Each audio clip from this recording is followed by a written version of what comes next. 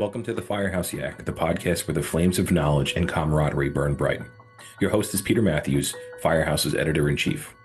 Join us as we dive into the hottest topics for firefighters and fire chiefs alike, from cutting-edge fireground operations to the fuel of motivation and leadership in the fire service. Each show features the names you know or the people you need to know as they share their thoughts and insights. Get ready for a great conversation that fuels your passion and ignites your desire to grow in the fire service. This is the Firehouse Yak podcast, where the fire service comes to talk, share, and inspire. Let's turn up the heat, or maybe just turn up that dial. Hello, and welcome back to the Firehouse Yak. I'm Peter Matthews, editor of Firehouse. Thanks again for joining us. Today, excited to have Flip Griffin join us. Flip and I started communicating via email recently. He's running a program called Firehouse Freedom, and really excited to have him on today. We actually spoke last week ahead of today's podcast recording, and really just interesting to talk about his perspective, right? He's got a background in the military. He's also involved in search and rescue groups. He's been teaching some fire departments about leadership. And again, we hear it all the time. There's a need for better, improved leadership in the fire service. And some of that conversation that we had last week is really kind of what launched the podcast today. So we're looking forward to having him on. Just a couple quick reminders and some housekeeping items. The Firehouse EVT of the Year, that's the Emergency Vehicle Technician of the Year Award. That program, the nominations are open actually as of today. So we are partnering with Spartan Fire Chassis again. This will be about the 23rd year of the program. 9 years we've been sponsoring it with Spartan. And we are looking forward to getting nominations in for EVTs or emergency vehicle technicians from departments across the country. We ask that if you have somebody in your organization that's really doing a great job with keeping the rigs in place or doing innovative work to keep those rigs, meeting the needs as the departments change their response needs, maybe remounting equipment, tools, troubleshooting some issues you may have, we'd love to get them nominated. The winner will be acknowledged in the September issue. They will also be brought to a conference in front of their peers where they will be honored. So you go to firehouse.com/2026 EVT. You can find all the nomination information there. We are about to also open up the Station Design Awards nominations. That'll be opening up at the end of April. So if your department has opened a new station within the last 2 to 3 years, begin pulling those pieces of the puzzle together, getting those pictures, getting the details. As we get closer, we will open that. Or as we get closer to the opening period, we'll put those details out, and of course, we'll put the links on the podcast player page. And also, just Firehouse Station Design Conference is coming up the end of May, or in the middle of May, I'm sorry. That's going to be out in Reno, Nevada. Again, a terrific program put together for building your fire station, law enforcement, EMS station, public safety joint facilities, and other shared facilities. So you can go to fhstationdesign.com for more on that. So back to today's show. Again, Flip Griffin. Flip actually schooled me on one of the most embarrassing things of 2026 was, dude, you've got the coolest name. Why do all these Navy guys have the coolest name? It's actually not his name. I'm not going to give you a real name because I don't want to give out your backup code name. But Oh, yeah. it was a monumental moment. I can't thank you, Flip, enough for sharing that with me because I was just always enamored. Like, well, if I ever had kids, I'd have to have the coolest name so my kid could be a Navy, a successful Navy guy. And found out, there's actually more meanings than just having a cool name. So if you want to talk about that, you can later on. I don't want to give away the Sure. trade secret that probably No everybody worries. else but me knows. But It's true. That's very true, actually. thank Yeah. you. I appreciate that. Thanks for joining us. And can you just let our listeners know a little bit about your background? And you've got a pretty diverse background, and it fits perfect into the conversations for today. Yeah, I appreciate that. So first, thanks for having me on. I appreciate it. And as you said, over the past 2 weeks, we probably got closer than I have to most, just in it seems like such a natural fit of what's kind of going on today, and then coming from there. So yeah, for me, born and raised Buffalo, New York, went to the Navy at 18 because college didn't work out. And then found search and rescue, found the medical field throughout all that, and then found search and rescue. And lo and behold, what I didn't realize before I joined that little NEC group was the amount of things that we were doing. So most of them were supporting, fire EMS around the SAR stations that they were. So whether it was Puerto Rico, we were supporting, the groups out there in Whidbey Island, supporting those guys and working with the SAR, ground SAR units for overland stuff. Even in Japan, working with, the groups out there and the medical folks out there doing things to the north and to the south. So ironically, with all this, 24 years in the Navy, did SAR most of my career. At the end, got to the command level. So I really started to understand kind of the higher picture stuff and how it all fit together and what systems were working. And then also what leadership stuff was and wasn't working. And so I was fortunate enough to make it to the highest levels in the Navy as a command master chief, and very different. Like my world was not, I got to play in the medical world in the Navy, the aviation world, the special operations world. So I got to see too all these different forms of leadership and how they handled it. And I just was talking to I was at one of my son's event yesterday. His classmates' father's a SEAL. We just started talking about stuff, and I'm like, man, and same thing, right? It's a translatable thing, but it's how you translate what you've learned into kind of seeing it. So luckily for me, I retired in 2019, met up with Dale Walls from Lions Guide. He's the founder of Lions Guide. And I really started to get into the small business side and really starting to do leadership with the small business. And really, it was the fire departments who came back, Annapolis specifically, I like to call out Nathan Powell, came back and said, what you're teaching here, not only is it just very simple, right? But it's also looking at things in a different way. And it's also the everyday stuff, right? So I wasn't Yeah. focusing on the big moments, right? Because you can learn so much from a fire. Sure, I get it, right? But that's not going to translate back to the thing when you can't figure out your communications because somebody's texting faster than you can get the word out, right? And now you have a communication breakdown or whatever the issues are, a clarification breakdown. So yeah, for me, all those things have kind of made me into the what this side is, and I feel like the relatability piece now in the Firehouse is really tough because you and I talked about this too. We've had the military folks come in, and they kind of come in with in my opinion, this is just me. They come in with the fire ground approach, which is kind of the major leadership, right? I always say follow the guy in the white hat, right? You listen to the guy or girl in the white hat. They listen to the red, the yellows, and the right. All those, and that's really what the military. I'm not. I want to focus inside the Firehouse. I want to focus on, what we're the newest generation, right? And how do we take an old chief who is really salty and go, man, where's the rest of that piece? So my background kind of led to this, and I'm just like you said, doing a lot of stuff over my life, and now just putting it all together to push out there. So And I think you hit a good point right again. That it's much of that what goes on in the fire service is reactionary, right? And I think we're seeing a big shift in the fire service where across the board, whether it's community risk reduction, fire prevention, trying to prevent the emergencies, right? Obviously, everybody signs up to go to emergencies.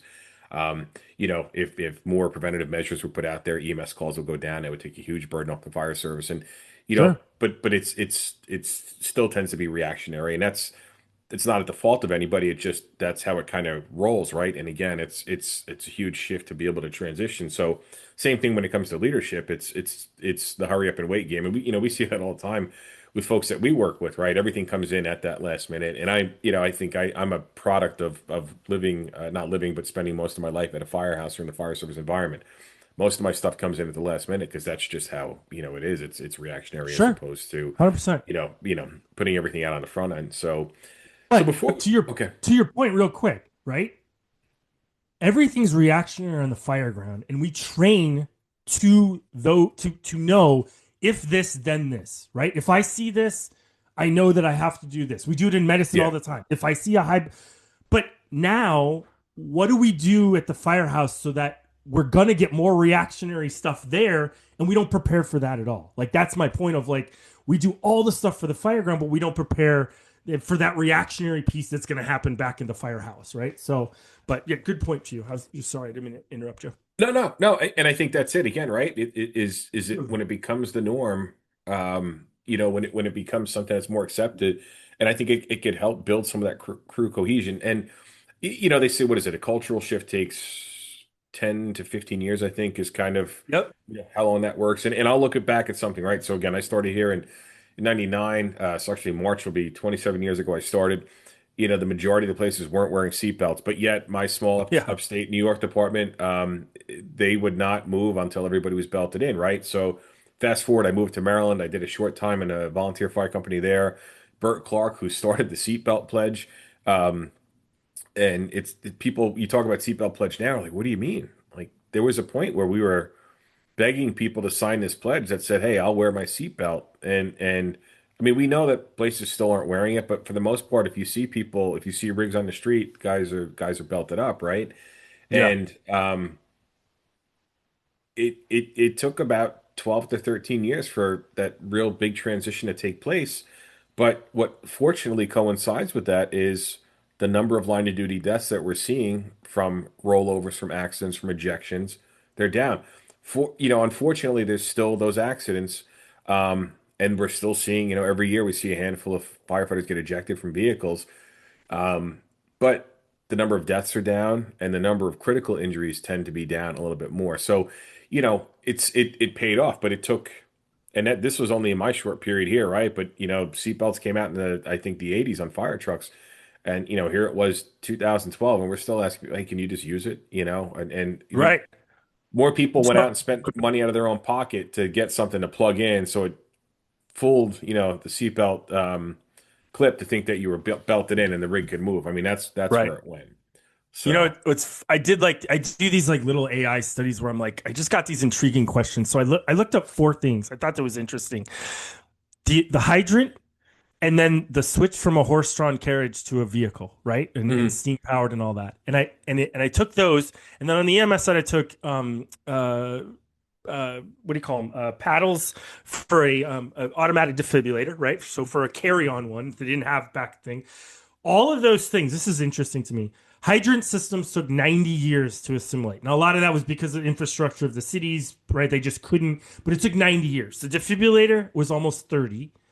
The horse-drawn to vehicle was almost 35 years, like for full Yeah, acceptance into it. So like 12 years for a seatbelt to me is like, okay, cool. We've halved the numbers of how long it usually takes for adoption of things into our world, right? So we get it. It's a hard system. We've got hard peoples that are long in tradition since Ben Franklin made the first, the one back in the 1800s. We've got super traditions about all this stuff. But yet, when I look at leadership and I go, so even if it took a 10-year adoption, you'd catch up then with if you started to think of like leadership as a hard skill and not so much of a soft skill that you actually did active things on, right? And put like you would have a 10-year adoption, or you could have a 10-year adoption where you could change kind of the dynamic. So it's interesting you brought that up about time, because it does. It takes yeah. time for things to happen, but until you get the movement going, like you said, you show up in Maryland and there's, they do or they don't, right? So Yep, yep, exactly, exactly. So we're gonna kind of jump around. We've already started talking about leadership, but I do want to go back to kind of how we started each show off. And again, yeah, Jake Ricks over at the Hazard Class podcast. Give him credit for this. A fun fact about you, right? And again, yeah, so obviously you're in the Navy, you've been a lot of places, you've seen a lot of things. You are from Buffalo, so that makes you even cooler. We were talking about that when we jumped yeah. on. I love upstate New York, Rust Belt cities, so There we you go. already hold that extra level. Not only do you have an Woohoo. awesome name, but then you're from upstate. So, Thanks, but brother. what's something fun and interesting that folks may not know about you that they might enjoy hearing? I wrote my first comic actually and produced it last about a month ago. So, Really? which was kind of cool. Yeah, I started a creative content company with my next door neighbor who had been in the industry and made like graphic novels and stuff. And so we started to get together. And I had a client. Truth be told, I had a client who had always had this like. I had a one-on-one client that was not in the fire service. He's an architect, and he was like, I have this idea for this captain, this character. And I said, okay. And we've been going through it as a side thing for his one-on-one. So we work on his business, and at the end, well, I met Lorenzo Flores, who's my next door neighbor, and we started Blue Ocean Creative, and we produced our first comic about a month ago now that we got it done. And it's an Easter egg comic for the rest of the world that we've kind of created. But That's yeah, my cool. spare time, I love doing I get to work with my son and kind of do things. But yeah, producing my first comic was pretty cool. I was pretty excited about it. So it was pretty That's neat. great. That's great. Yeah. I wouldn't have expected that, but again, that's what's great about this question, right? You learn, those interesting facts about other folks. So I appreciate you sharing Yeah. that. And Yeah, no worries. well, if we have an opportunity, we'll throw a link to that on the podcast player Oh, page as yeah, we well. could do that. So we've talked about it a little bit, right? But Firehouse Freedom, how did you develop that community? How and why did you develop that community? And ultimately, what's your goal? I know we've talked about it a little bit, but let's dig into it a little bit Yeah. more now. So I'll tell you the origin of it. So when I retired in 19, I knew leadership really, really well. I didn't understand where it was going to fit in, and I wasn't thinking about going back. I'll be honest with everybody. Like I had said to myself when I got out, a lot of my friends had gone back and when you do SAR or you do these levels, rescue swimmers being another one, right? Your skill sets, they're not instantly translatable. Ours can be, right? I can definitely go ride in a box again if I wanted to. But like I was telling you, fire and EMS were separate when I was doing that, right? It's not like that way anymore, right? And at almost 50 now, I'm probably not going to go, and I know guys are doing it, so all hats to them. But I really wanted to focus on kind of once I figured it out, and this is where this kind of story goes. 19, I do the business, I learn. Dale teaches me so much about the business side and how business leaders were thinking and how I could translate my stuff to them, soften it, really. And then all of a sudden, the fire department came to us, like I had mentioned, and his concept of like, how do we free up the people that need to make decisions to make those decisions and not worry about the ancillary stuff as much, right? And his was, if you're a pizza owner, right? If you're a pizzeria guy, you want to make pizzas, but if you're a small business owner, you not only can make pizzas, but you got to worry about your HR, you got to worry about your logistics, you got to worry about advertising, you got to worry about sales. Well, the epiphany hit me. I think it was probably when Nathan and those guys at Annapolis came and said, "Flip, we don't nobody what I had created, the Everyday Leader course, it works here." Right? It was that kind of thing. So I had again, and now with the comic side, right? Shoot sci-fi, whatever. I was a Lord of the I'm still a Lord of the Rings guy. I'm a Tolkien guy. I love reading. And he had mentioned in Peter Jackson, it was in Peter Jackson's film, it wasn't in the book, but he had said Gandalf had said the everyday things, right? The simple acts of love and kindness keep the darkness at bay. And I was like, first of all, it was a great line. And then I thought about the word every day and I went, you're right. It's not the big moments. It's never the big moments to it all.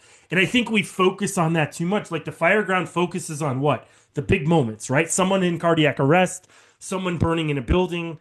How do we figure that stuff out to life, limb, property, all that kind of stuff that we're built to save, but then turn it off and now think an entirely different other way. And I think that's what Firehouse Freedom was people go, I have to be this way because I only know how to translate fire ground stuff to firehouse stuff. And I went, wait, why don't you just wear your hat out there, wear a different hat in the firehouse, right? Like do operate differently in the firehouse. And I know there's always going to be this kind of thing. But when I looked at it and really Firehouse Freedom is about, I had to do my master's, and when I did my master's, I had to read. I was reading more than I had ever had done before, so I was seeing this Mattis quote. I was seeing a checklist manifesto book. I read about Scott Kelly coming in endurance and what he thought about being in space for a year, and somehow all of them were like, man, these are all great to get. Nobody would read these books probably all together unless I said read these all. So I took all the best parts and went, this makes so much sense when Mattis is like, just be brilliant on your basics, right? So your basics, because you do it on the fireground. How much do we prepare, whether it's on the fireground or it's on the EMS? We do that nonstop. Train, train, train, train, train. I get it. We don't do that though about firehouse things, right? Yeah. Should we train about evaluations? Should we and I know that's boring shit. I get it. Trust me. I know. So how do you make it better? How do you look at it and give people to consume it in a different way and in a different manner, right? Because sure, you could be the tough guy in the military thing. And again, if it works for you, great. But I didn't find that most people would relate to that as easily or that would drop off when I got done saying it. I wanted to leave things that either planted a seed, gave you an aha moment, or number three, I wanted to make sure that you walk away with something you can do that I think people are missing. You and I have talked about this too. There's a lot of people talking about the problems. And even the solutions aren't, in my eyes, they're broad scape things, right? Of a person telling a story and say, this is how I did it, but not being able, then someone else not being able to relate that and go, yeah, but mine's a little different. And then they drop it. I didn't want that. I wanted something that people could take away and go, wow, you're telling me, Flip, if I do this week, it'll change the way my shift is. And I'm here to tell you, yes, I believe that if you would, and I don't think you're going to get all 10 of them. That's the other side, right? Yeah. I'm not that guy. I'm a guy that goes, if you get one, I'd be super happy that it made a change. If I plant one seed for you in 2 years and you go, holy shit, I didn't think about that until now. I'm happy, right? Because I think about it like my kids, right? A lot of the lessons we give, we talked about this too. A lot of lessons you give to your kids, they're not going to get it until they're able to, Yeah. right? And so I Oh think that yeah. happens with everybody too. You got to be in that space. Well, and to be in that space, you hit the nail on the head before too, right? So it's a known fact that again, you spend all day training on fires and medical runs and that kind of stuff. When you promote, a lot of times, and there's the two distinct sides, right? There's the career service. You test, Yep. most places you test, you pass the test, and then you essentially go there, right? And then you get promoted. I'm sorry, volunteer side, you get selected, right? And Right. some places, they seek out leadership skills on their own, but most places, once you're promoted, like, on Thursday, you're riding in the back of a fire truck. On Friday, Sunday, you come in and now you're an officer. It may be a brand new crew. It may be all this kind of stuff. And it might be the same crew. Now you just, moved up a seat. And like I look at upstate New York, for instance, right? Like they have what they call flips, which is where like Buffalo, Rochester, all those guys, they'll go down to New York City for a couple of weeks for the FDNY training. But I know a guy the other day, he's been an officer for 7 years and he just got his training as an officer. So you were a Master Chief in the Navy, Yep. correct? Okay. Yep. Yep. So Yep. to achieve that rank, you have to Mhm. have formal education, right? So every time you bump up, it's not just, hey, you've been here 3 years, you get this, right? So you're also going through a formal education process the entire time that you're climbing the ladder. Is that correct? Yeah, yeah. So the way, and it changes, right? It's like Hmm. probably every 20 years they go back and forth with things. But like I'll give you a little background story to this too, because I think first of all, let me acknowledge the fact that yes, no matter if it's volunteer or professional side, I think we don't we instead of having wickets to get to a certain point, which there are some, I'm not going to say that that's not the case. A lot of times, what I have heard, and you sort of confirm this, was I'm now the person, but I don't necessarily know what to do on day one, right? Or I don't. I wasn't. I was good enough to make it to that, and now there's a lot of OJT to like really get my feet wet in the job, whatever. Which, by the way, I think we all know you're always going to be that. No one's ever going to know how they're going to act until they get in the seat and they're doing it, right? The man in the arena thing, like that's exactly. I'm all about that too. But like Navy wise, every single like I had very minimal leadership training in third class. As a second class, I had more. First class, I had a ton more. And right about the time I was making chief, so to everybody non with military side, military rank all the way in Navy specifically, anyways, the gap between E7 and E6, that is kind of our officer jump in a sense, right? You can be E6 is your master technician. They're the best at kind of the I'd like to say the wrench turning, right? They're the tactical guys, they're the right, all that. Hmm. Once you make chief, you're now into that more officer role where you're doing. In fact, so much the only service that changes its uniform to actually match closer to the officers. So we go from these black or blues like we've seen a typical Navy guys, and now you're into the chief uniform, which is more for those who saw Master Diver Billy. He's in that tan kind of uniform. When that happens, though, now it's chief training is 45 days. They have an Wow. initiation, and you're learning a lot. A lot of people are pulled from their commands to an extent, and you're just going through this. So that was the part that I love teaching and preach was these new chiefs that are like, now what do I do? Right? Because on to your point, Friday was your graduation ceremony. You got pinned. You got your family pinned your anchors on. You're now a chief, and to some people, that's where they wanted to get to, right? But Monday, you come back in, to your point, same thing. You got a new division. You may change commands. You may do all this type of stuff that you don't know. And they don't know anything. You may have a sailor, or in our case, a fire person who comes on day one and goes, who was that? Like, I didn't know him as them. I only know them as the chief. So then Now it's a right now it's a whole different side. So for me, it was once you made chief, now it was the senior enlisted academy to go to, which was another one in Rhode Island.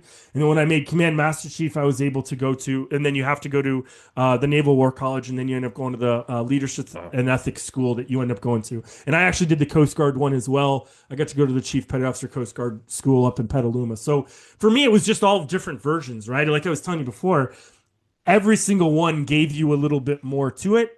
And truth to all this, just like every fire service is different and every command, our warfare, like if you're a SEAL chief or that leadership train is very different than what the aviation guys went through, than what the medical guys that went to the Marines were. So we all had different nuances to how they taught, and they got it. But in a sense, it was, look, take care of your people, don't forget where you came from, right? And meet the mission, right? So it was all kind of that. But I think once I got to the highest point and I could look at it with a little bit broader kind of scale, then I started to go, okay, what are the little things that were the most important as we kind of move through it? okay. Yeah, Yeah, and I think that's one of the biggest things that the fire service neglects in its leadership, developing leaders, is they're not developing them. They're appointing them, and right. they have to learn. And some places they might do a ride out for 12 hours, 24 hours on a battalion chief level. But I think that's part of the problem. Even when I first moved down to the DFW area, um, some of the departments here, the unions were paying guys, kind of like you would do, Flip, is they were bringing guys in like you because the union realized there's a leadership issue. The city doesn't have a budget to, even if it's putting one of their own people at the academy, so members were coming on their own to develop as leaders, and it just it's I think it's a bad part of that foundation of leadership. And I think as more of those complaints go on, right? And I think leadership has certainly changed in the last, what, 10, 15 years as well for the fire service, where Absolutely. I think that just adds all those elements, right? Of personal reviews and where behavioral health comes in, and just again, as a society, we've all changed, so all those roles have changed. I mean, people go through the harassment training and stuff like that. That's for everybody. But the officer, like the officer has to take it to that next level to be able to read their crews and also manage, issues before they get out of hand. So. I think that's key. And again, thanks to guys like you who, really put your effort out there to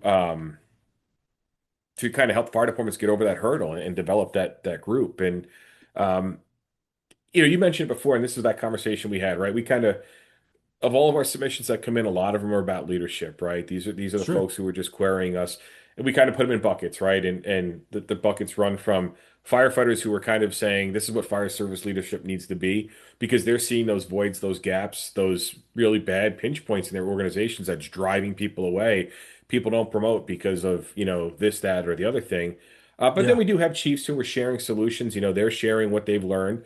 Sometimes it's a little repetitive, but at least they're willing to go out there and say, hey, this was an issue I had when I became a chief here, and of course sometimes they'll get beaten up a little bit. um but when it comes to that, I mean, why is it so important to have um strong leadership in an organization? And it's a stupid question, but I think Sure. it depends. Everybody that becomes a leader, even if you're a brand new lieutenant on day one, why did you choose to be a leader? Right? And you're going to have 50 Yeah. different answers. When you become a chief, I want to make the department better, right? And it's like, well, was the department that bad that you had to make it better? Or were you looking to make improvements? Were you looking to offer new things, growth? So, why is it important that leaders, new or existing, take on those leadership roles? What's the background to it? So I think I'll give you a hot take that I really truly believe. And I started when you start to look at all the issues, whether it's recruitment, retention, burnout, um, just pick even suicide to me. And I know that's a real touchy subject in it all because we have the same thing. We have rising rates still, our rising rates of military thing is still happening, right? Of military suicide. But I truly think that almost all of those issues can be handled with leadership, right? And I know that sounds, again, I'm going to sound like you are, right? Everybody's listeners going, we know this, Flip, but I don't think people know how to engage internally to do that. I mean, you could say the problem all you want. You can even listen to what other people's solutions are. But there is something scary, I think, to some people about acting on stuff that goes against whether it's let going, whether you're an over aggressive leader that needs to let go of the vine a little bit and let their people grow and not suffocate them, right? Or you're an absent leader where people are right. Like I'm starting to focus a lot on chiefs now and saying, okay, we have this generation of chiefs that are kind of I like to call them the 9/11 generation, right? They're 20 to 25 years. They came around during the 2001 or what happened in that time. They're very patriotic to it all. And for 20 years, just like us in the military, we got caught up in it all. To your point, leadership changed so much, right? And we have to do so much Yeah. more. That was never part of the job in the beginning, right? In the beginning, it was we're going to throw all this money at everybody. That's the war. For us, it was the war on terror. For you guys, the same way. No, there was no recruiting issues back in Yeah. '06 and '07. I mean, you were lining up. I remember a story when I was at the Coast Guard Academy. This blew me, or the Coast Guard leadership school blew me away. They were only allowed to take, and Coast Guard obviously had so many less people than us. They were only allowed to take one person to boot camp per district per month at the time. So like there was, and I think there's like 8 districts. So they were only allowing like 8 or 9 people in a boot camp, whatever the really extreme, because people were like, I will do anything you want us to do. They had double degreed. This is a true statement. They had double degreed master degree person who said, I'll swab the deck for 4 years just to get in. Like it was that Uh, much of people just like patriots. So when you take that and what had happened to us was impactful enough. But we don't have that today. We have a different generation that has grown up in a very different. They're our children. So what they heard from us was leadership, inclusivity, right? All the stuff. And now all of a yeah. sudden, I think we're doing this trend back to wait, hold on. We need to engage ourselves, and we need, but it doesn't need to be fluff, right? It doesn't need to be the stuff that's way out there in the ethos. Look inside your house, and maybe it's just a little bit of a give of saying, okay, hold on, let's reset you because we haven't talked about it like this in 20 years because we've been so operationally focused and it's all bled back. So I think that's where we're going because it is needed. I'll give you those three: retention, recruitment, and burnout.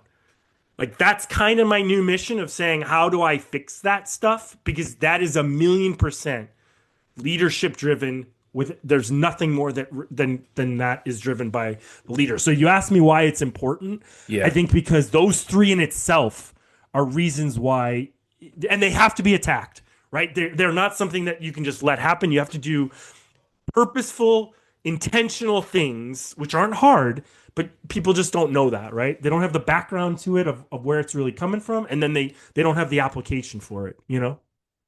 Well, yeah, and I think all three of those, right? Those are the key problems in the fire service. When you look at that, again, yeah, places aren't, they're cities are waiting 2 and 3 lists just to establish enough of a list, or 3 or 4, I'm sorry, 2 or 3 tests to establish enough of a list that they can hire. We talked to somebody the other day, and they're looking for 13 people, and they're 4 exams in, and they still haven't gotten enough qualified people. They've had plenty of people take the test, 1/10 of what they Sure. used to get. Um, and it's interesting too, right? Like again, the fire services that is so slow in that, right? So the guy was saying that you test, let's just say you test in January of 2026. You may not hear anything until June of 2026. Well, you know, that's like, putting out a 12-minute video nowadays, right? Right. Obviously, we are video and audio here, so it's a little different. Um, but the reality is Yeah. that 12-minute video now needs to be that 30-second video, right? Because the attention span. 100%. So, they've already moved, they've moved out of the state, and that happened to me years ago, actually, right before I came back here. I was working for the newspaper in New York City, and I had this covert, so I worked for the New York Post, and a friend of a friend connected me to somebody at the Daily News, and I liked the Daily News a little bit more because it was more blue collar, not less celebrity, more blue collar, love fire and police. So I had this covert dinner at 10 o'clock on a Thursday night with the editor. He was getting off, coming out to Long Island. We have dinner, we have great conversation. I walk into work at 6 o'clock on Friday morning, right? So dinner's not even over 6 hours. And my boss goes, "You okay? Everything good here? You happy?" I said, "Yeah, why?" He goes, "Oh, you're staying around, right?" I was like, "Man, like they already know, right?" And again, like I'm feeling the hits coming out. I'm gonna go to Right. lunch and come back and get whacked in the parking lot or the front of the building.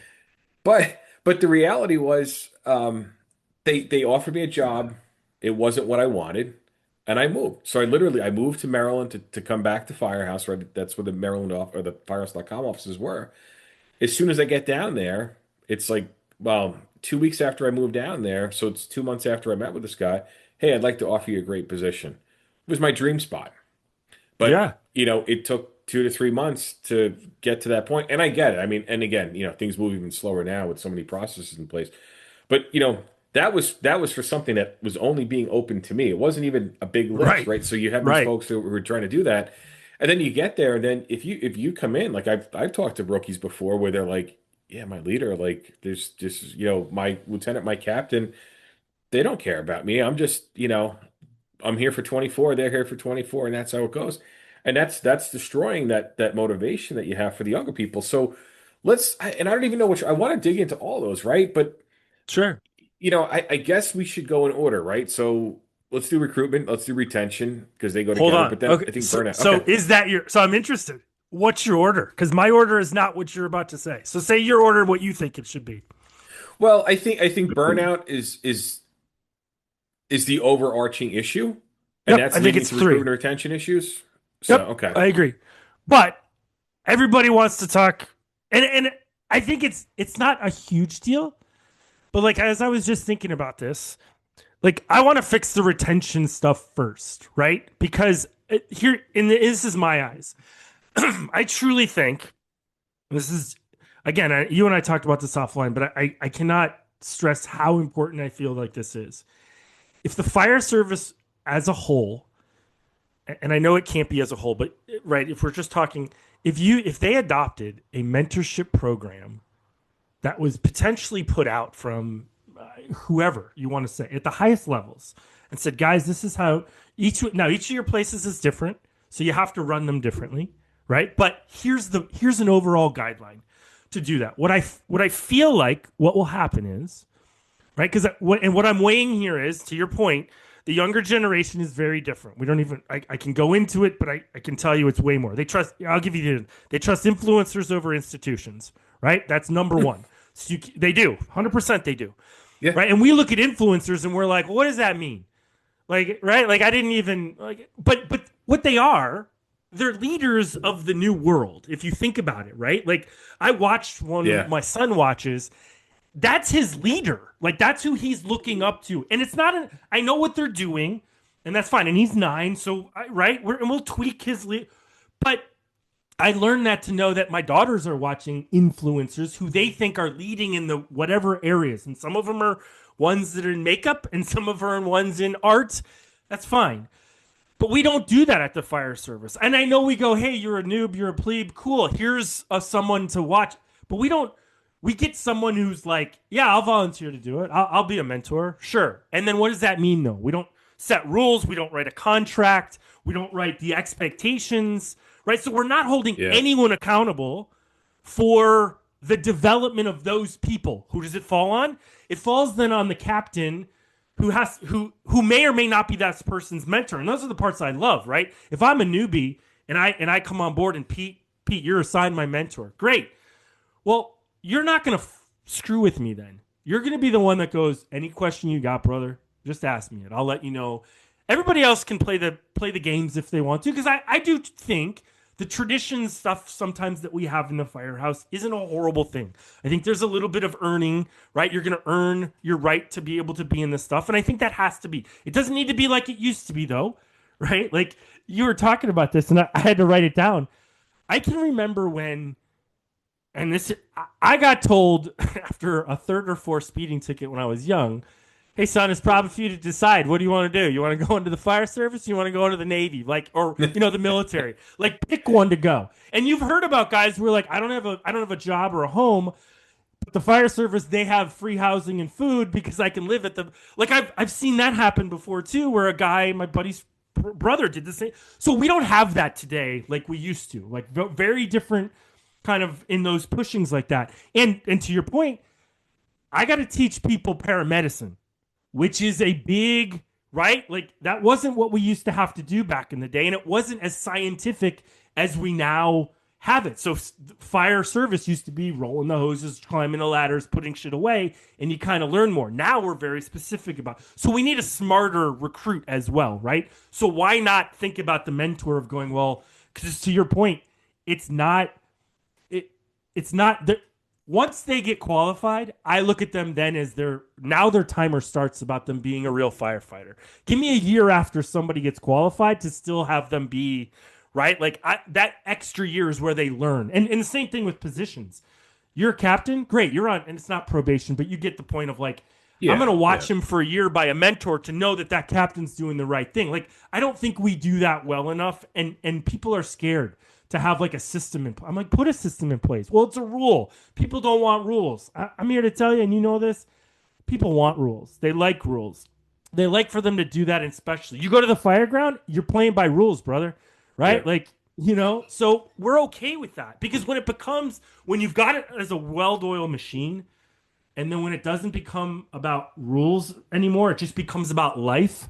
Then it's totally different. Then you're operating at a different level, I think. And you got to get there, right? So you eat the crow, eat the hard part. But it's gonna get to that point where you're like, oh shit, we now see change, and it's not that long, right? In 3 months, we're like, shit, we just changed our whole dynamic in 90 days. Like, how big is that, right? If I offered that to you and said, how many guys have been on to like 90 days? You can really make changes if you wanted to and you had to. I think that's important. Well, again, too, you talk about in the station, right? You come in, you can't say anything, you have to be quiet. And again, it's a rite of passage, and that's how you build character, right? But you also Yep. understand your folks, and we've seen a lot of stories the last few years about hazing in the station, and there's hazing to understand a person's capabilities, and I don't even think that's hazing. That's just really No, it. it's But stress test. You're stress testing okay, them. stress test. Okay, good, 100%. perfect. Yep. But then there's all these other things that are going on. But also you have a generation like and I even learned that, right? Like when we have a team meeting for work, everybody raises their hand but me. I just, hey, excuse me, like I jump in the middle. Sure. Um I remember having the floor when I was younger, but who waits to have the floor now, right? Everybody has because we've got these things and I don't Yeah. know all the details, but I'm going to say something. I want to say something. And again, you have to be in the right mind. You have to be in the right place to say something. But you know, people tend to be included in everything right now, right? And that's where I think if you feel left out, right? And again, that's part of that retention issue you hear all the time. Hey, I asked my boss about this or I asked that, and they tell me to look it up and or they said, I should have learned that in the academy. Well, somebody's coming to you as or as a firefighter, whether it's a rookie or somebody with a few years on, saying, hey, I need help with this. How do I do this? And listen, if it's not the officer, somebody on a crew should be able to step up and help you. The officer should be able to dictate, hey, go see Mike. He can help you with it type of deal. Sure. But again, is you've got it as a desire of people to learn. And again, they're learning a lot of those life skills. And it's funny you mentioned 100%. like the speeding ticket, right? So not to brag, but I was 1 point away from losing my license in New York. I don't know, it was weird. Like the two cars I had, man, there was something wrong with those gas pedals, right? They were always down to the floor. And I was coming back. It was interesting. I was coming back from the National Fire Academy. It would have been the week before September 11th. It was that Friday night. So, what it was September 9th or 8th, something like that. And I get pulled over in PA, like a mile from Jersey. And so, the state trooper goes, "Well, what are you doing?" I said, "I'm coming back from some meetings." So where were you? I said, "The National Fire Academy." And he goes, "Oh, you going into the military?" And I said, "No, why?" And he goes, "Well, either fire or military the way you drive." He goes, if you got caught 2 miles away, he goes, you wouldn't have a license, buddy. And I was like, and so I'm like, I'm excited. I'm like, wait, so you guys don't have points in Pennsylvania?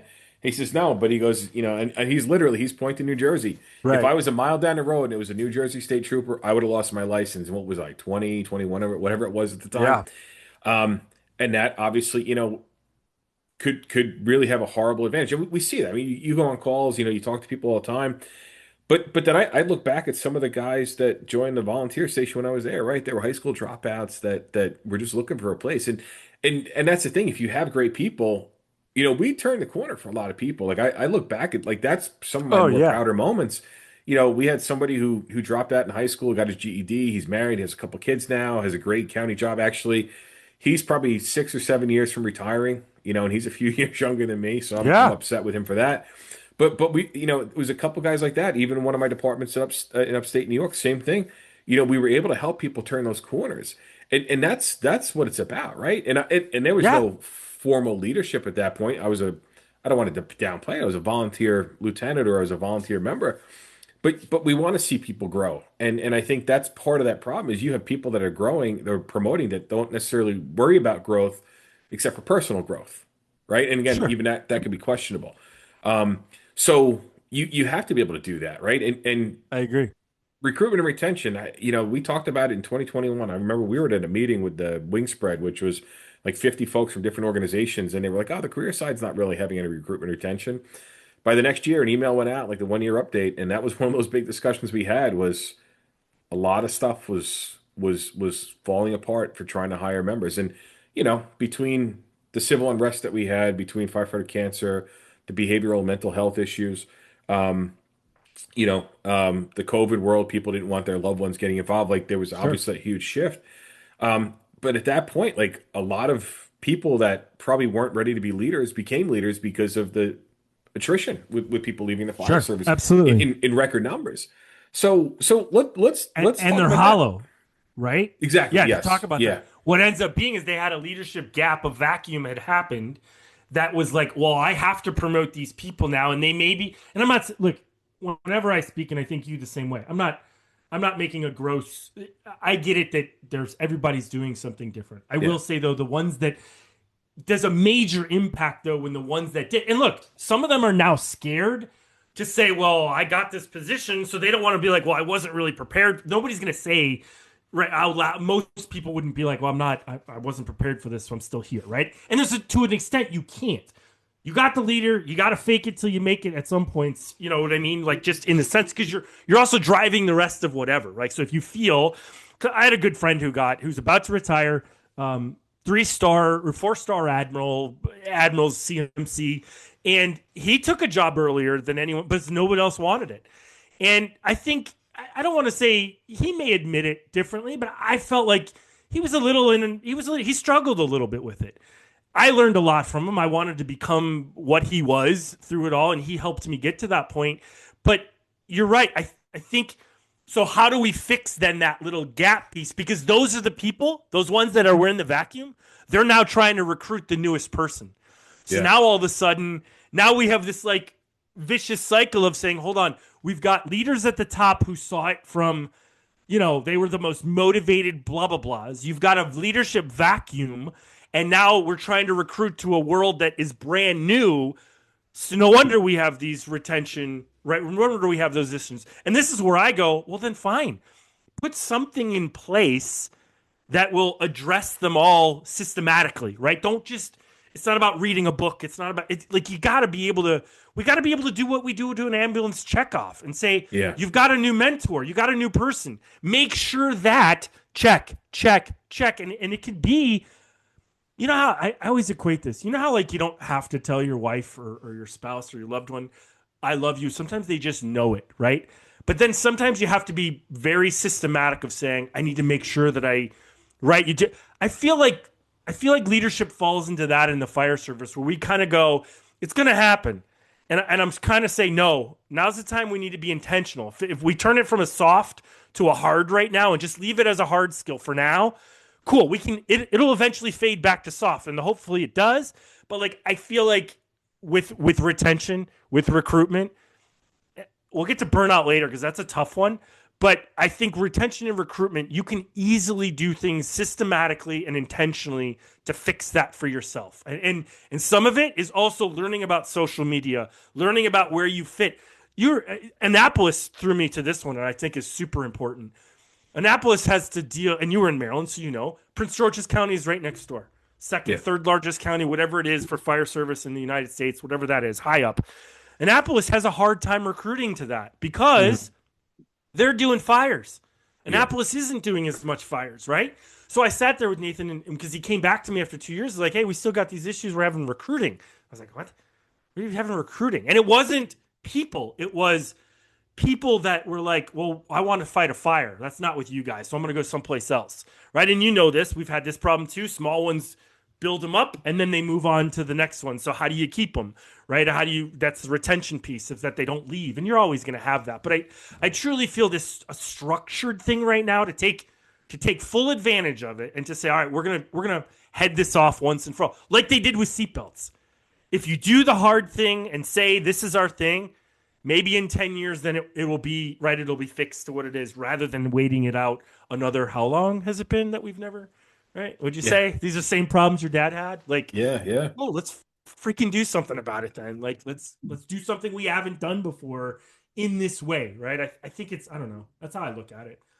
No, I agree. And again, I think it is so dynamic because the fire service, um, it's just there's so many different pockets. And again, even you look at something like, Maryland. I was for again a short time in PG County. Um, they've got some very solid systems there. Yeah. But it took decades to get there, right? But they all kind of started at the same time. And I look at some other places, like when I lived in the Twin Cities, you have two departments with the same missions, but they carried out different because one has an ambulance, one doesn't, one has this kind of staffing, one does, so it's tough to have that. But again, at the root of, leadership, and you mentioned it earlier, before we got on today was, just having that executive side. And I know that's a real pain point for a lot of folks in the fire service. It's not a business, right? And that's what the firefighters will say. But if you look at it, from the fire chief side today, right? It's the fire chief is trying to keep the doors of a fire station open. Right. It's trying to keep your fourth guy on the rig. It's trying to get you to have new rigs. It's all changed, right? And you look at it, and there was actually just we had a story the other day in Grapevine, Texas, which isn't that far from here, right? They were talking about closing an engine to reassign that staff to an ambulance and to a squad. The squad's two guys or two members that's floating around, and the other ambulance. The reality is they're doing the majority of them are EMS calls, and it's a tough decision. And it's tough to be on either side, and it's as it unfolds. I mean, unless they make a decision very quick. But that's where chiefs are right now, right? So they say it's not that, but fire chiefs are more accountable than ever before, right? And um, 100%. and that just puts that extra burden on it. And of course, if you're not prepared for that accountability, I mean, it's one thing to be from the good old boy network, which still works in a lot of places. I shouldn't say it still works; it still operates in a lot of places. But when you get to one of those mid to large size cities, or it depends on who your counselors are, right? Who your city managers are. People get on the council just to pick a bone with somebody. I mean, I think that's the one interesting thing about YouTube. You watch some of these city county board meetings and they're just out to destroy you, right? And again, that's who Yes. we are as a society Yep. right now, unfortunately. So that fire chief, when you're saying, well, they're not on the fire ground all the time, they don't really know what's going on, or they run it like a business. It's not them. That's what the city managers associations, it's Yep. about accountability. It's about looking at every dollar. And departments are used to having that fund that they've got money should the big one hit, right? But the city's like, well, we haven't had a big one in 40 years, so we'll put some money away, but we can take that money and put it to parks, put it to streets.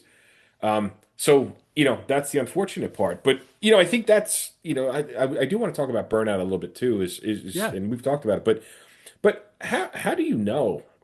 How does an officer, how does a leader, how does anybody know that they've reached the point of burnout? Is it not getting up in the morning, wanting to go in? Is it being dismissive when you're in the station? Or, is it, are there like little daily routines? Like you stop listening to music and you listen to news on the radio in the morning? Like, I mean, how do you know? I guess that's my first question.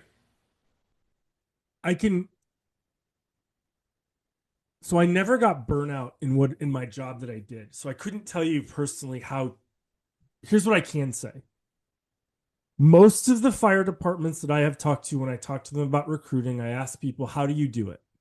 And they say recruit, when they say we show our fire trucks, we show all of our gear, right? And they have these cool things. Not almost none of them talked about the EMS side. And it definitely didn't come out of their mouths first. right? Which we know now EMS is reigns more and has more runs than most other places because now I think it's up to 90% of fire departments in the US have gone towards this melded piece, right? And so when I look at that and go, well, how did you recruit that person who now is having burnout?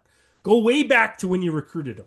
Okay, you recruited him like the Dennis Leary, right? He's going to walk out. He's the Kurt Russell backdraft. We know what it is. We're waiting for the Times picture of you holding the little girl with the. I get it, and I know we have to do that, right? And I'm bringing this too back from how we had to used to recruit, and you had to get them like you're going to do all this search and rescue. You're going to jump out of helos. You're going to right. And the truth was is, and now that I know this, I hoped that they never did it because right we talked about that a little. So they're coming in with a premise. Now, remember this. We're talking about generations less and less because the burnout's happening kind of in the middle is where we're seeing it a lot.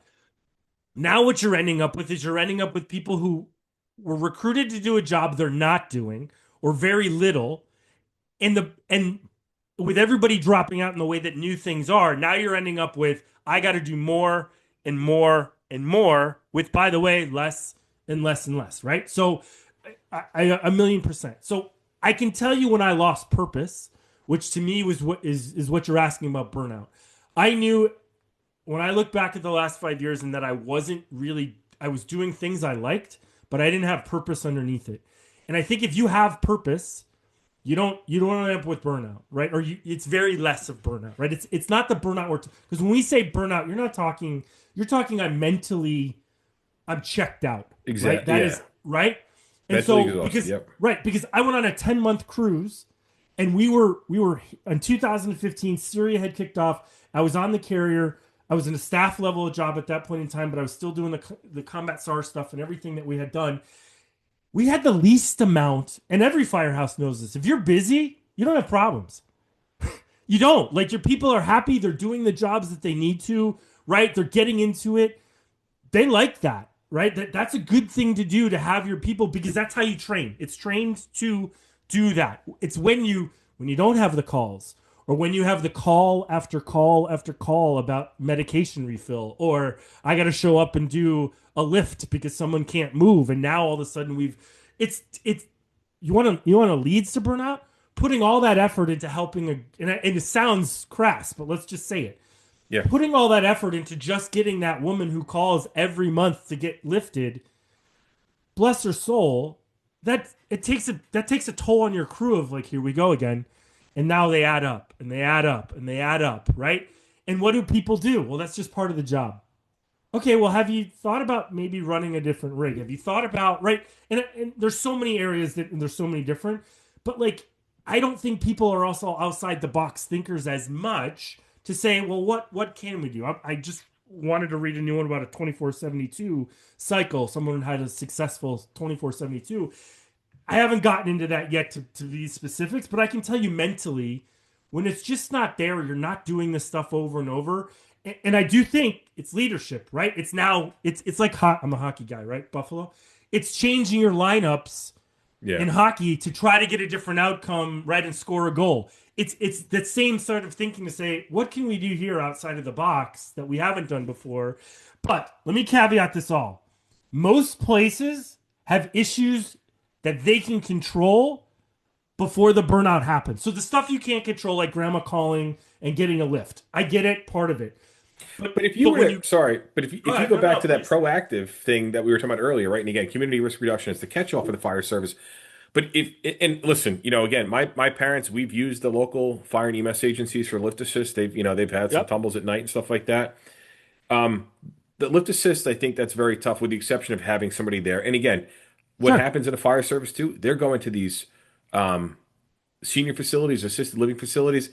The nurses aren't responsible for picking people up, right? I mean, and that's a right, horrible problem. But those are conversations that need to say, hey, listen, we'll come for your medical calls, but we're not going to come and lift assist, right? And I know a couple departments had tried that where they're like, okay. And like, well, Mrs. Jones is having trouble breathing, but she's only having trouble breathing because she fell on the floor. So while you're here, why don't you lift her up? Oh, she's breathing fine now, right? So right. if you were to invest, and again, like it kind of goes back to that department that's looking to close an engine to open an ambulance and a squad. I'm not by any means advocating ever closing a fire company, but if you pull back and you look at it, those medical runs that you go to the same place day in and day out, if you have that mobile integrated health and some of those other systems, you're not doing wear and tear on a pumper multiple times a day, right? Or, even if you have like a homeless corridor, Yeah. you don't need a pumper down there. You don't need a ladder truck. What you need is a couple of members who are versed in that are trained in that, and that's all they're worried about. And again, listen, I'm sure they're going to suffer extensive burnout, so maybe it's a 6 month period, a 3 month period. But if you reallocate those resources, and again, this is where that business side, the horrible business side comes in. What you're trying to do is ultimately keep the best people that you have, not put them into a position where they're eligible for burnout or they're going to suffer burnout, but you put them into a position, hey, you're going to be on this detail for 3 months. People might sign up. I mean, hey, honestly, if you're like in a homeless corridor, and you deserve incentive pay, right? Because if you're down there for Right. 8, 10, 12 Yeah. hours a day. But Yeah. if you look at reallocating those resources, right? And again, I never want to see a fire company close. I don't care if you have, one every block, right? People Right. always say New York City has too many fire stations. Well, when I used to work in Times Square, I would see Engine 65 come out of their firehouse, and in the time it took me to get off the train, walk 5 blocks to the deli, get my breakfast, come back, get to my building, go in my building, Engine 65, it only moved a block. You can't tell me Right. that there's too many fire stations in New York City, right? Right. But again, if you look at that, and I get it's a hiring thing, but even if you bring in some civilian people to kind of take over some of those problems, that's going to cut down, and I think that will cut down on your burnout. But those are those discussions that people have to have. But it's not, making a cut or making a change. Like the fire department's still very valuable. Those engine and truck company firefighters, they're valuable, and I think that shows from the leader's perspective. Hey, I value you as an employee. I don't want you Yes. shot when you go home. I want you to be able to go home and still thrive with your family or your second job or whatever it is that you're doing. But I want you to go home not being mentally exhausted because we knew this was going to happen. We've known this for 10 years. You've been going there for 10 years. But instead of doing something about it, we just continue on the same way because that's what we do, right? So I'm sorry, I didn't mean to jump in, but No, no, no, no, I no. think That's that's an great. That's important perspective on it. Yeah. it is because this is the outside of the box, right? Like I was on the phone with I love Rich, man. Rich Gonzalez up at Kodiak Fire Department in Alaska, right? And they just got a brand new $23 million facility. He took over probably less than or maybe about 90 days ago, maybe early summer. And I came into him and I said, "Hey man," I said, "you have an opportunity right now to lay your foundations moving forward." I said, "It's a perfect opportunity." And I said, "Then when you move into the new facility, you even have a better opportunity because now every single thing can do it, right? You're going to have your building." And I said, "You can actually tailor your leadership around your building." And they all kind of looked at me because I do this one when I do my 2 day classes. I'll walk in and I want everybody to close your eyes and I want you to walk the bay mentally in your head while we're there. And I said, when you're doing that, does it align with your values? Does it align with how your mission is done? And Rich looked at me and he goes, "How does my building?" And I said, "I just want you to think outside the box for a second and go the way." And now he didn't have a design on it. Some people are designing new ones. And I know that there's a lot of things taken in. Is it tall enough for hoses? There's a lot of stuff that you can put into all that building design. But I was like, let's put your leadership of how you want to lead into the building and make sure that we're setting it up so that way it's smooth, it's intentional. You have places that you can do things within that. To kind of caveat that back, I found it really interesting that when you look at the problems and how people deal with them, they'll either deal with them from a macro, which doesn't all the way bake down, or they'll deal with it only from a micro and not pass that value back up to go, how do we, right? Like we did a great thing on a micro level. Let's now make sure that how do we do it the rest of it to the macro, because he did a really cool. We actually came up with a burnout issue for them. They have problems with calls, so they have those assist calls at 3 a.m. in the morning, and he's like, I'm gonna have to tell them that we're not going to those calls, and we both know that was a right. He's not gonna probably Yeah. get.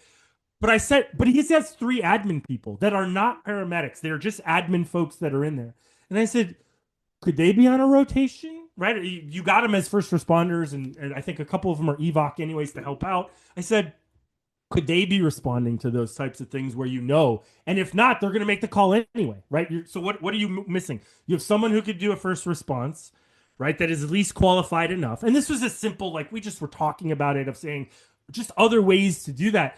But I think you're right. People go, well, that's just part of the job. You're going to suffer. Well, you just hired some. And again, now take this back from burnout down to recruiting. Hey, man, you're brand new. You're going to get the shit grandma duty for 3 months, right? Like, cool. No wonder you're not going to retain a person, because the worst job that you gave them, or at least the job that you've now moving towards, you're going to give to the person because you feel like they're like, that's not. And I saw that too. And I'm like, don't give let the person be the most coolest job you have. Let them, like that's your newest recruit, is to do that and to be on, let them on the rig, let them, whatever. That's the part that I'm like, we mix that up. You're like, well, you haven't earned it. Well, shit, stop thinking like that. Think reverse, right? Think of, let's show them how cool it could be and continue to do that. So they go, man, I want to make these changes. This is fun for me. So like that takes a burnout section and goes, don't burn them out in the beginning by putting, making them go do all the assists because of the newbies, or making them do what'd you tell me the other day? Like nobody's doing, toilets or anything more. Everybody's hiring services to do those. So you don't even Yeah. have kind of the jobs like that. So I think it's interesting. It's fascinating. And the more I learn and deep dive into it, the more I'm like, I just keep falling back to just thinking at it and looking at it differently. And it's still a leadership issue. Like leaders can make these changes, whether they want to or not, or whether they think of them or not. And I agree. I agree 100%. And again, it's just who we are as a person, right? Yeah. I'm 47, right? Like I was born, or I was raised to kind of do what you're told. And, Right. I can still hear my mother, I don't care what you want to do. You do what you're told. And, That's and right. it should never be that way. And that's not the way, but again, it's not soft or gentle upbringing. It's just the way we are as a society. But I mean, you look at places now and the lengths that they will go to hire people. You look at what Google was doing, and you look at, all these other places where you have a dry cleaner on premise, you get free meals, you get this and you get that. Like you have to give them an incentive beyond money to work. And I think, Yeah. like you mentioned, if they don't want to do that low end job and you're forcing them into doing it, like again, you do have to pay your dues. I think everybody has to pay their 100%. dues, right? Yep. Yep. However, if that's what you're going to force them into and you treat them like crap, you know who's going to be doing that crap job? You, because they're Yeah. going to It's leave. 100%, dude. And and Yep. and so I agree. you go from the middleman in the company to back to the new man because there's nobody behind you because they left. And again, it's a fine balance. And again, that's a whole other podcast. And I'd love to have some other Yeah. people Yeah. on to Yeah. kind of talk about that from all the various perspectives. But man, I really appreciate you being on today. Yeah, man. I appreciate it. This has been great. There's some other stuff we want to talk about. We definitely have to get you back on, and we have some stuff coming up. So do you want to talk about it real quick, what we're going to be working on now? Yeah, sure. I'm excited, I guess, to announce that I'm gonna start being a columnist. Do we call them Yeah, columnists? Is that what yeah, we're yeah. calling them? We can Yeah, still say a that. Yeah. columnist. Yeah, we can. We can. A columnist for Firehouse magazine. So I'm excited that monthly. Then I'm gonna be kind of putting this what I'm calling the flip side of the Firehouse. So I want to give people a little bit different lens to look at, right? And go, I never thought of it that way, right? Because I think that's important, is to getting things, and it'll have a lot of, I think, to me, I want to make sure that I'm talking to leaders that we have on pace now, but all of it is applicable across the board, right? So I want to make sure too, and this is my, I guess, a pledge, if you want to call it that, is the pledge to say that the hope is that you walk away with something that you can implement tomorrow, next week, and make a change to it. And if you get an aha moment, that's awesome. And if you have something that's a seed for later, I'm excited about that too. And looking at it with those three lenses, I think it's important. As like we talked about on this thing, 10 years, right? If in 10 years we've made real change in leadership, it's grown from a soft skill to a hard skill, and we're doing it intentionally, and most fire departments are doing that. I think we've accomplished everything, right? I think we've done more than we have in the past 20 years. So I think that's really important to go through. But I'm excited. So the first one will be out hopefully next week. So we'll do that and go from there. But I'm excited about all that, and then Firehouse Freedom too. In that sense, really excited about just getting out there and meeting new people, getting to go to departments and really help them. Whether it's a 2-day course, whether it's one-on-ones, just talking to them about about their issues. I think that's what I'm learning the most is this open dialogue about things and real, right? It's not just podcast stuff, but it's hearing from them going, that's not going to work here and figuring out why and working with that. So I love doing that and I'm always open to that through all the channels you can get to me on. So yeah. No, absolutely. And again, so we'll put out some links, like I said, on the podcast player page. So it's firehousefreedom.com, right? Is .com. how they Yep. can track you Yep. down. Yep. And yeah, so what we'll do is we'll that article every month we'll debut it in the firehouse.com leadership newsletter. And then from there it'll Awesome. go into our Newsday, it'll go in social. So make sure you subscribe to the leadership newsletter. You'll see it right away. That goes out the first Tuesday of every month. But Flip, thank you so much for Dude, I joining today. And appreciate if it. there's one nugget that you want everybody to walk away with today, and I know you probably shared, I think 76. I stopped marking, right? Right. Run out of ink and a pen. But if there's one thing as we wrap up today that you want folks to say, it's going to flip their leadership perspective, flip their perspective on leadership. Ooh, What is it? that was a good one. I think my biggest thing is that take a step back. Everybody, if everybody takes a step back and goes, what's really happening right now, right? In my department, on my shift, whether that's on my shift, whether that's in my department, at my station, whatever. I think if you stepped back and looked at just take a moment over the next whatever, step back and ask yourself what's good, what's bad that we have going on, and then tackle one of them, right? Like go after one thing. And because I'm always about Pete. We've talked about this too. You can't do a million things at once. You can only change one thing at a time. Yeah, So I think just taking a step back and looking at it first. I think if people did that, number one, I think that's their first ticket. I think because there's ways to fix things right now. We just have to help people find it. awesome. Again, Flip Griffin, thanks for joining us. Yeah, Firehousefreedom.com. Again, we'll brother. put all that stuff into the player page. And thank you for joining us. And for all the listeners who joined us, again, thanks for tuning in. Go make sure you follow them on socials. And we'll be back in just 2 weeks. We will have a podcast looking at Fire Station. I'm sorry, the Station Design Conference coming up in Reno. Like I mentioned earlier, we've got Mike Scott from RRM Group, Pat Stone from H2M, and Janet Wilmot, who's the conference director. They'll be joining us to kind of preview what's going on and tell you or try to help you get the most out of the conference as well. Flip, thanks again, buddy. We appreciate it and Sure. look You too, forward to guys. seeing your written words next.